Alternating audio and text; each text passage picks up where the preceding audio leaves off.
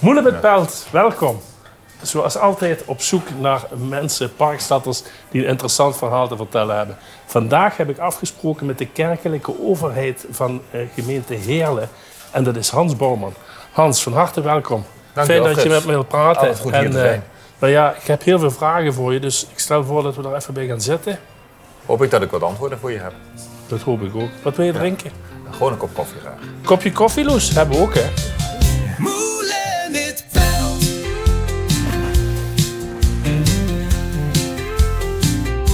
Moele met Pelt.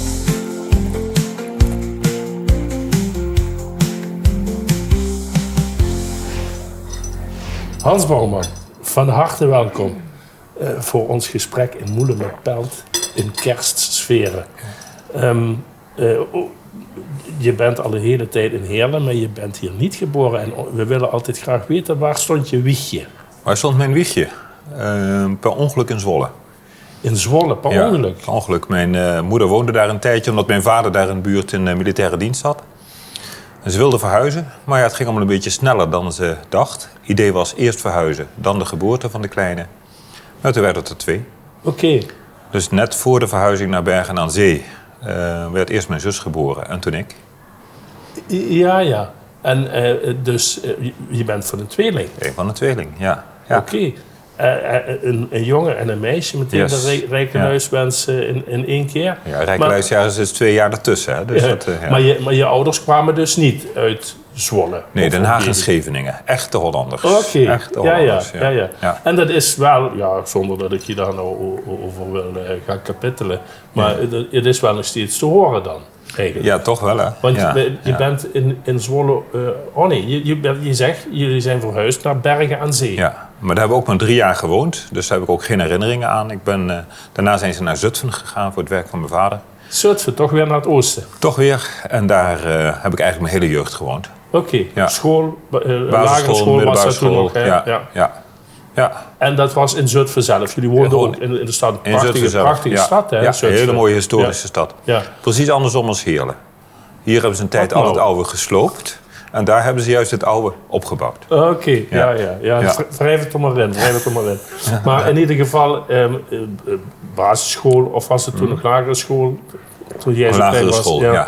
Toen, die heb je denk ik met prima goed vervolg doorlopen. Middelbare school, dat ook, werd gym? Of? Gym, ja. Je was wel de bolleboos van de familie? Nou, niet per se van de familie. Maar mijn zus ging ook lekker mee op het VWO. Oké. Alleen in een andere klas. Ja. Ja. Dit gym, dat suggereert dat je daarna bent gaan studeren. Daarna, dus al in de middelbare schooltijd, toch duidelijk dat... wat ga je nadenken, wat wil je met je leven, wat is je bedoeling? En voelde ik roeping in die zin dat ik... Die was er toen al? Okay. Merkte van, dit is toch de weg die ik moet gaan. Ik kan me nog heel sterk herinneren, 5 VWO, moest een 8e vak het pakket uit. Zo was het in die tijd. Je mocht maar 7 vakken kon je eindexamen doen met zo'n les. Economie erin of Latijn erin. Toen heb ik toch gekozen, ik hou Latijn erin met het oog op het seminarie. Ja, in de tegenwoordige tijd zou je met economie ook nog wel wat kunnen natuurlijk. In jouw vak, hè? Ja, zeker. Oké. Ja. Goed, je gaat dus de priesteropleiding, je gaat naar het seminarie. Rolduc. Hey, een keer in Kroon. Hey, een keer ga. Ja, schönste auf der Welt. Dat was dus wel echt een hele andere wereld voor je. Ja. We kenden Limburg wel een beetje. We hadden kennis in Maastricht waar we vaker kwamen. Maar Rolduc was ik ook wel een paar keer geweest. Maar dan woon je er ook echt. Ja. Studentenkamertje. En dat is allemaal intern, hè? Dat is intern, En dat duurde een paar jaar, toch? Bij elkaar 5 jaar intern, Dat wil zeggen studie en op een gegeven moment ga je ook, mag ik het zo noemen, stages lopen? Zeker. Of?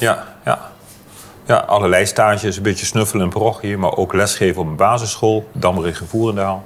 Scoutingstages, Tarcisius in Landgraaf. Maar ook een parochiestage bij de Boodschap in Kerkrade, vlak naast Rolduc, dat was wel makkelijk. Ja. En uiteindelijk rond je dat dan af met de diakenopleiding. Dan ben je nog gedeeltelijk student, maar je bent al gewijd. Geen priester, maar een diaken. Je kunt wel een aantal handelingen doen, maar niet de mis, niet biechthoren, niet ziekenzalving. En als 22-jarige broekie was ik 's morgens student. En 's morgens daarna was ik diaken gewijd. En 's avonds was ik in Elslo, meneer Kaplaan. Oké. Met Als 22 diaken werd je ja. al benoemd Ja, werd je tot al- kaplaan. ja. Destijds was waarschijnlijk al de personeelskrapte ook wel zodanig dat je... Nee, heel bewust. Want een kaplaan kan een heleboel dingen niet zelfstandig. Dus je komt dan een soort stagiair, een soort verlengde stage. Kom je al in de parochie waar je heel veel doet, maar onder de hoede van een pastoor. Ja, En je kijkt met hem mee, ja. je loopt met hem mee in de dopen, in de uitvaarten. Ja. En dan groei je zelf ook daarbinnen. Toch nog even Ja. terug naar dat seminarie. Want dus bij jou Ja. kwam die roeping al Ja. tijdens je middelbare Ja. schooltijd. Voor veel komt dat, voor veel van je vakgenoten zal ik maar zeggen. De terminologie is een beetje anders natuurlijk. Komt dat pas later. Dus op dat seminarie zit je waarschijnlijk met enorme Van leeftijdsverschillen. alles door elkaar. Ja, je ziet het ook heel concreet in ons eigen gezin. Mijn zus had in de middelbare schooltijd helemaal niks met de kerk. Ging er ook zelden naartoe. Maar is erover na gaan denken na haar middelbare schooltijd. En later het klooster ingegaan. Zo, Dus ja. dat is wel heel erg typisch. Ja. Van een tweeling ook. Ja, maar dus ook hele verschillende parcoursen. Niet tegelijkertijd. Nee. In verschillende Nee. levensfasen op verschillende manieren. En thuis waren jullie, mag ik aannemen, praktiserend katholiek. Ja. Maar heel erg streng in de leer? Of? Nee, gewoon een beetje vanzelfsprekend. Ja. Ja. Ja. Mijn moeder ging naar de kerk en wij gingen mee. Ja. Op dat seminarie dan, met Ja. studiegenoten die qua leeftijd nogal kunnen verschillen en zo. Ja. En qua herkomst ook heel erg verschillen. Hè? Ook veel, denk ik, buitenlandse studenten toen al. In die tijd niet niet zo? zoveel. Een enkele Belg, een enkele Duitser. Oké. Een enkele Vietnamees, maar daar had je toch wel ver mee gehad. Ja. Dat waren meer buitenlanders die bewust zelf naar dat seminarie kwamen. Ja, ja. Ja. Maar ja, ik stel me dat dan zo voor. Seminarie is eigenlijk, kun je vergelijken met een universiteit of met een hogeschool. Het hangt er een beetje tussen HBO en universiteit. En hangt de vakken die je doet. Ja, je bent verplicht om daar ook te wonen. Ja. Hè, bij de school. Maar ja, het studentenleven hangt natuurlijk ook vast aan kuiterijen en van allerhande ondeugden en zo. Maar dat zal op een seminarie wat minder zijn. Nou ja, onderschat dat niet. Daar gebeurt wel wat mee, maar daar was ik niet zo van. Nee. Je was Nee, de ik brave was weer de student. rustige. Ja. Nou ja, dus met 22 jaar zeg je al, Ja. word je kaplaan, Ja. assistent van de Ja. pastoor. En daar begint eigenlijk je carrière binnen de kerk. Hè? Ja, carrière is een beetje een raar woord. Het is als een soort laddertje omhoog wil om iets te bereiken. Nee, je werkt gewoon daar waar de bisschop zegt, daar heb ik je nodig, daar ga je naartoe. Ja, dat En is dat- natuurlijk ook ja. wel een ding. Carrière ook natuurlijk een verkeerd woord, omdat je eigenlijk er zelf niet over gaat. Hè? Nee. Je hebt maar af te wachten of ze je ergens anders willen hebben. En ook als je ergens helemaal op je plaats denkt te zijn, kun je wel weggeroepen worden. Hè? Dat is natuurlijk... Geeft je ook een stuk vrijheid. Hè? Mensen zijn heel vaak bezig met hun volgende stap in hun carrière. En daar denken, moet ik verhuizen? Waar moet ik wonen? Wat moet ik doen? Zeker met 2 partners is dat vaak ook best wel heel lastig tegenwoordig. Hè? Waar vind je allebei werk? Ik hoef met die vragen niet bezig te houden. Ik werk altijd ergens alsof ik er nog zeker 50 jaar ben. Maar ik weet nooit hoe lang ik er nog ben. Ja. Dus dat geeft een hele rust om gewoon te kunnen werken. Waar ik nu ben, ben ik nu. En daar moet ik nu in bezig zijn. Ja, bovendien is het eindpunt niet helemaal duidelijk. Hè? Ik bedoel, je gaat niet met 67 met pensioen. Je kunt desnoods tot 80 doorgaan. Of is dat niet zo vrijblijvend? Ja, je mag met de AOW-leeftijd vragen om ontslagen te worden van verplichtingen. Priester blijf je hele leven, maar dat je dan niet meer een formele taak hebt. Dat kan. Een 75 moet je ontslag indienen, maar dan kan de bisschop je nog vragen om nog door te gaan. Oké. Ja. Nou ja, je begint daar als kaplaan. En hoe ging het verder? Eerst 2 verschillende pastoors. De pastoor werd gewisseld. Ook heel interessant voor een jonge kaplaan om te zien wat de impact van een pastoor dan op een parochie is. Het gaat niet om de pastoor, het gaat om de gemeenschap, maar toch, dat doet iets. Dan werd ik overgeplaatst naar Venray. Daar de deken te helpen, met name in kleine dorpen eromheen. Als kaplaan nog als steeds? kaplaan. Maar dan meer zelfstandiger onder zijn hoede doen alsof je pastoor bent. Wat ik nu van Tyson ook een stukje in Welte en de Jozef Hillebaan verwacht. Van trek daar zelf, je bent wel mijn kaplaan, maar trek zelf daar die kar. Kom met initiatieven, probeer dingen uit, probeer dingen te doen. Die fase had ik in Venray. Ja. En daarna? Dat was 4 jaar en daarna werd ik gevraagd om dan pastoor te worden in Nieuwenaargeheide, in Landgraaf, hier om de hoek. Dus weer terug in de oostelijke mijnstreek. Terug in de parochie waar ik ooit de scoutingsstage gelopen had. Zwergelsuppers. Yes, helemaal. Ja. Hoewel we een accent qua vieringen, carnavalsmis meer hadden in de kerk van Nieuwenagen. Ja. Maar daardoor hebben we de banden ook met de vrouwencarnaval, de Spinnekupkes, wat aangehaald. Kijk, en dat was natuurlijk helemaal mooi. Ja. En na Nieuwenagen rijden ging het weer noordwaarts. Ja, tot mijn verrassing werd het toen ineens Gennep. Nou, veel noordelijker kan in dit bisdom niet, want je wordt altijd verplaatst binnen je eigen bisdom. Om daar oude deken Huisman op te volgen, die met 87 jaar toch een keer met emeritaat ging. En toen werd je dus deken. Het was geen dekenaat meer, werd ik pastoor van de plaats die eerst dekenaat was geweest. Ja. En dan komt op een gegeven moment uit Roermond hoe gaat dat, een mailtje of een brief of een eilbode van jonge vriend, u wordt verwacht in Heerlen. Ja, in die tijd ging het zo, je komt wel eens op het bisdom, als kaplaan wat minder, als pastoor wat minder dan als deken, maar je komt er wel eens, er is wel eens een gesprek. En als je uitgenodigd wordt, gaat het altijd ergens over.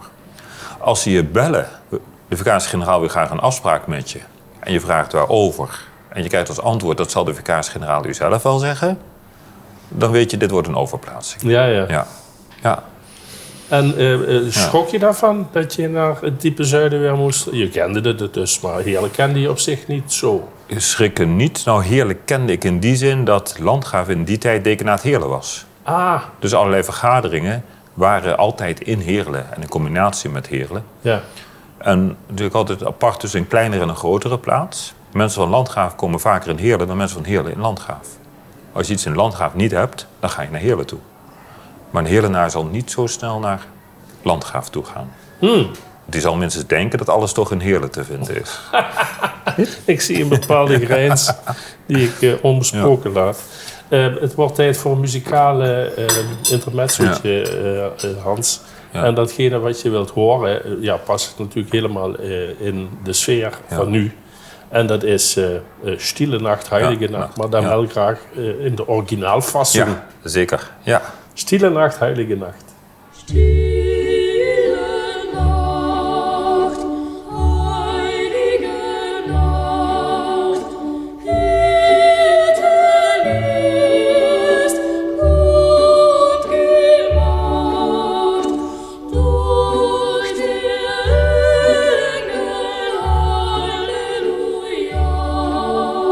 Stille Nacht, Heilige Nacht. Ja, door de Wiener Zengerknaben. Beter kunnen we het niet krijgen. Nee, maar dat vond ik ook heel mooi, omdat het is voor veel mensen is het kerstlied. Hè? Ja. Ik heb vaker bij vieringen, wat voor een koor er ook zingt, als mensen geen stille nacht hebben gehad, dan is het voor hun geen kerstmis geweest. Ja. Het raakt toch een hele diepe snaar. En Wiener Zengerknaben. Het is ook belangrijk dat je ook een jongere generatie aanspreekt en daarbij betrekt, maar hun ook dingen kunt laten doen. Ja. Dat ze zich ook verantwoordelijk maken. In kerk, in geloof, in het opbouwen van deze wereld. Ja. Dus past prima. Mooi. Oké. Ja. Nou, in deze kersttijd heeft de kerk het natuurlijk hartstikke druk. De mensen gaan niet meer zo gemakkelijk naar de kerk. Laat ik het een beetje op de vlakte houden. En met de kerst willen ze toch ineens allemaal naar de nachtmis. En jij moet dat maar allemaal zien te runnen. Je hebt maar een beperkt aantal mensen ter beschikking die missen kunnen opdragen. Hoe krijg je dat voor elkaar? Door goed op tijd te plannen, een duidelijk schema te hebben. We kiezen er ook voor om het schema zoveel mogelijk ieder jaar intact te houden. Dat mensen die bepaalde gewoontes hebben in hun familie ook kunnen zeggen, wij zijn altijd gewend die tijd te gaan. Bijvoorbeeld in de Anna-kerk om 5:30 is echt een gezinsmis. Communicantjes doen het kerstverhaal. Ik mag Maria zijn, ik mag Jozef zijn. Ik mag de ezel zijn. En dan zeggen we, dan gaan we daarna nog kerst vieren en wat eten. Die weten gewoon, dat kan ieder jaar. Ritme en patroon is belangrijk. Als je het ieder jaar anders doet om iedereen tevreden te houden, heb je niemand tevreden. Ja. En er zijn gelukkig wat collega's die mij helpen om dat mogelijk te maken. Ja, want hoeveel kerken heb je precies onder je? Hoeveel parochies en hoeveel priesters dan? Want daar zit natuurlijk ook vooral de krapte. Ja, het is een beetje hoe je telt. Want we hebben kerken, we hebben kapellen, we hebben zorgcentra. Dus het is allemaal wat lastig tellen. Maar in principe waar ik pastoor van ben. Deken coördineer je in een groot gebied. Maar pastoor ben ik alle parochies aan deze kant van het spoor. Als ik het zo onaardig maar duidelijk mag zeggen. Dus Pancratius, Molenberg, Anna, Welte, Jozef Heerlebaan. Met daarbij de Elisabethkapel en de Andreas Heerlebaan. Heb ik ze allemaal? Ik hoop het. dat ik er geen vergeet. Het zou kunnen, ja. En ik heb 1 kaplaan die me daar heel goed in helpt, Tyson. Die is al een tijdje hier. Ligt bij de mensen ook heel goed, heel gewaardeerd. Hoe die ook met zijn Indiase vriendelijkheid gewoon echt harten van mensen verovert. Er is een oud-pastoor, Roling, die nu op Rolduc woont, daar filosofieles geeft. Die wil toch ook in de praktijk van de parochies blijven. Die helpt ook bijna ieder weekend mee. En nog een aantal emeriti, priesters die formeel met pensioen zijn. Maar dan toch wat willen vieren, mee willen doen. Toch echt priesteren zijn. Die helpen ook een hand mee om het allemaal mogelijk te maken. Ja, oké. Ja. Dus de nood valt nogal mee eigenlijk, zeg je. Het is op dit moment... Ja, het goed voor elkaar. Is het te doen, ja. Want je zegt, het is alleen zeg maar aan de zuidkant van Heerlen dat je de baas bent. Ja. De zorg hebt. Dus Heerlenheide bijvoorbeeld, Heerlen-Noord is een ander decanaat. Nee, het is hetzelfde decanaat. Een deken is decanus, hij die de zorg heeft voor 10. Die coördineert een gebied. Maar van zelfstandige pastoors. Dus je zit een team voor waar je niks over te zeggen hebt. Altijd interessant. Primus inter pares. Ja, helemaal. Eerst zonder zijn gelijke. Heerlen-Noord heb je pastoor Hans Jansen. Die heeft de zorg voor Heerlen-Heide, voor Heksenberg en Schandelen. En het hele gebied ook waar allerlei kerken gesloten zijn, zoals de Frank. En je hebt pastoor Willem-Jan van Dijk in Hoensbroek zitten, voor dat gebied. Pastoor Comie met zijn team in Brunsum. En pastoor Bert Mom met zijn kaplaans voor Voerendaal, Klimmen, Ramsdaal, Ubarsberg, Simpelveld, Bocholt, voor die hele hoek. Het is de samenstelling van die decanaten en vooral ook de oppervlakte, die wijzigt in de laatste jaren. En zal ook dat wel blijven doen voorlopig. Hè? Dat die gebieden steeds groter worden. Dus dat je wel meer te coördineren hebt. Ja. Het BUZEM is er nu wel heel duidelijk mee bezig om komend jaar te maken tot een jaar van visie van... we gaan niet meer iedere keer eens een beetje aanpassen... maar hoe willen we die decanaten echt goed geordend hebben... dat het er ook een aantal jaren mee vooruit kunt. Oké. Ja. Nou goed, dat is goed om te horen dat allemaal nogal meevalt. Maar zelf ben je dan waarschijnlijk toch... ik zie je regelmatig door de stad fietsen... waarschijnlijk op weg naar een of andere bespreking. Ja. Of, je bent er denk ik... het is geen 40-uur baantje. Nee, je bent eigenlijk gewoon dag en nacht ter beschikking. En dat is ook het mooie. Maar je moet het vergelijken met een gezin. Als je vader of moeder bent. Dat ben je ook niet een paar uur in de week. En dan ga je ook niet mee met pensioen. Het is jouw gezin waar je samen mee onderweg bent. En waar je eigenlijk de hele tijd daarvoor bent. Ja. Vroeger stonden pastoors, wil zwijgen van dekens... stonden natuurlijk al bekend. Die woonden in prachtige huizen, hadden huishoudsters en die hadden uitvoerige wijnkelders. Die tijd is ook wel voorbij, geloof ik. Nou, het huis is nog altijd even groot. Ik heb 4 uur in de week een hulp die dan helpt de zaak een beetje te poetsen. Maar het is niet mijn huis, hè. Dus ik kan het niet maken zoals ik het wil. Op het moment dat ik overgeplaatst zou worden, ben ik er ook meteen uit. Dus echt een ambtswoning. Maar er is ook bijvoorbeeld een kamer, er staat kopieerapparatuur. Er is een kamer parochiesecretariaat. Er zijn denk ik een stuk of 10 man die de sleutel hebben... omdat ze voor hun werk ook in dat huis moeten zijn. Het is anders dan dat vroeger was. Ja, het is niet alsof je boven het café woont, maar alsof je in het café woont. Zo. Hans, tot slot. Heb je dan, ondanks dat, het wel nog tijd voor een mooi kerstdiner...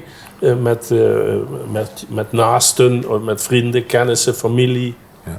Ik probeer een van de kerstdagen altijd naar mijn broer in Zutphen te gaan.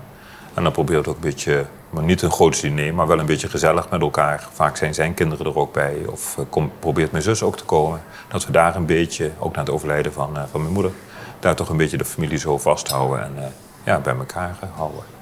Ja. Nou ja, fijne kerst. Ja, dankjewel. Voor jou ook. Ja. Nou Hans, we sluiten af met een uiltje. Ja. En ik hoop dat je voor de mensen thuis een mooie boodschap hebt. Mag een kerstboodschap zijn. Ja, ik hoop dat je allemaal een mooie kerst hebt.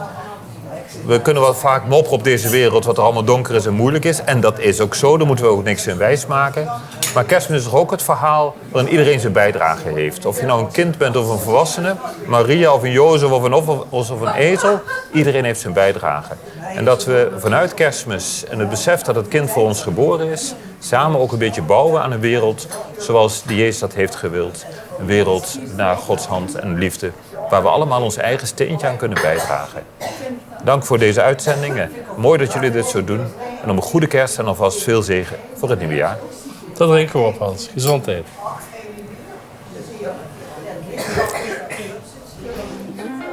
Dat was het voor dit jaar.